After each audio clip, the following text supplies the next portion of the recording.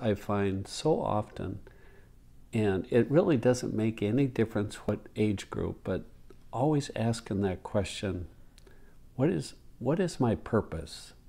Why am I here? Do you have any advice around that? Yeah.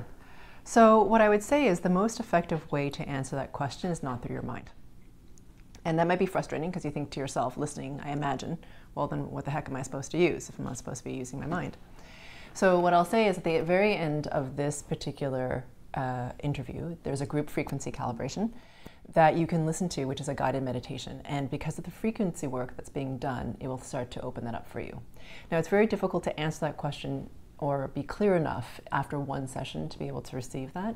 So I am going to offer a deep dive where there's going to be a series of 3, which will help you begin to start to answer that. So what I would say about purpose is that we have a general purpose that we're here for, and then we have individuated purposes, so individually. And we usually have, everyone thinks we have one. You actually probably have more than one, or more than one function that you're here to serve. So what I would say is, first of all, most people in our culture tend to lump purpose with vocation, or what you do for career. Yeah. They're not necessarily the same. And people think, oh, I have to do what it is that my purpose is. It's actually not true. Our general overarching purpose, generally, okay, I'm not saying this is your only thing, but generally, for us here in bodies, is that we are here to experience form and density, to then transcend it, to remember our spirit nature and who we truly are. So that's our general overarching purpose. And it sounds like almost too simple, I imagine. Yeah, like what? Well, I'm already here in a body. Okay, check. So it does sound oddly simple, but it is that simple.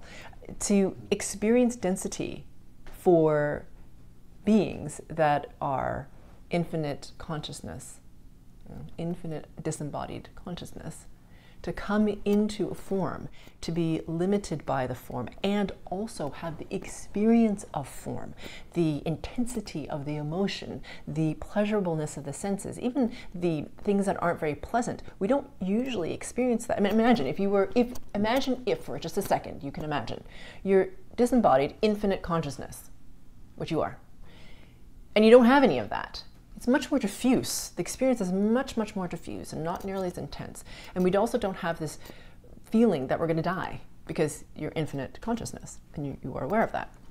So we have all these sort of things thrown at us when we're in the body that we think are limitations. And then to transcend that and remember who we truly are, that's really the overarching general purpose that we all have. And then we have individuated things we're here to do. So I'm not, people think they have to save the whales, they have to save their Amazon, or they have to save something, or they have to save something else.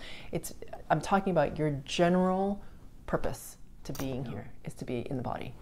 Yeah. You know, one of the things that helped me there is the fact that you started out by saying that probably the first thing you have to do is kind of separate career or your job or, it from truly what your purpose is as a human. So, because I know a lot of folks, they come to the end of their career and they feel kind of shallow. It's like, I put in I put in all this time and effort and energy, and I was successful from a career standpoint, but now I sit here and I ask myself, what now? Exactly. I don't feel like I fulfilled my purpose. Exactly. And I don't even know what my purpose is. Yeah. And should I get one? Right, because the emphasis is all in the doing. Yep. Okay. Yep. And so the lovely thing about frequency work is as you start to clear your distortion patterns, you start to return to the sense of wholeness, completeness that I have mentioned before many times. And as we do that, we step into more of a sense of beingness as opposed to having to do something particular. So what does beingness mean? It's very difficult to understand beingness until you experience it. And I know that's really irritating potentially to some people because you're like, okay, I don't even know what that means. And it's difficult to describe. It's almost like trying to describe a taste. Like, how do you describe a taste? It's difficult to translate what that means to somebody.